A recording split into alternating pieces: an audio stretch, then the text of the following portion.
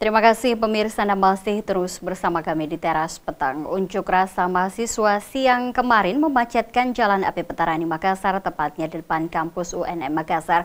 Unjuk rasa ini dipicu ulah oknum polisi yang diduga memukuli mahasiswa Fakultas Olahraga UNM Makassar. Puluhan mahasiswa menutup ruas Jalan Andi Petarani Senin 7 September, tepatnya di depan kampus Universitas Negeri Makassar, dengan membalas sebuah mobil tronton dan membakar ban bekas. Akibatnya ruas Jalan Andi Petarani menuju Jalan Sultan Alauddin menjadi macet, sebab puluhan kendaraan yang hendak melintas terpaksa harus memutar balik.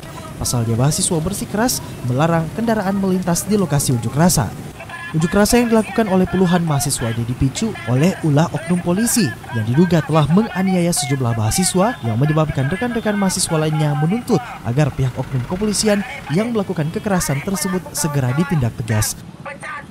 Kawan-kawan, di malam minggu kemarin tindakan represif yang dilakukan oleh oknum kepolisian yang berseragam preman menyerang kawan-kawan kita tanpa sebab. Kawan-kawan, perlu kita ketahui bahwa semut saja kawan jika diinjak akan melawan, apalagi kita seorang manusia, mahasiswa, kaum intelektual. Kawan-kawan, aksi yang sempat memacetkan Jalan Andi Petarani tidak berlangsung lama dan aksi pun bubar dengan damai dengan menyisakan sisa ban bekas yang terbakar.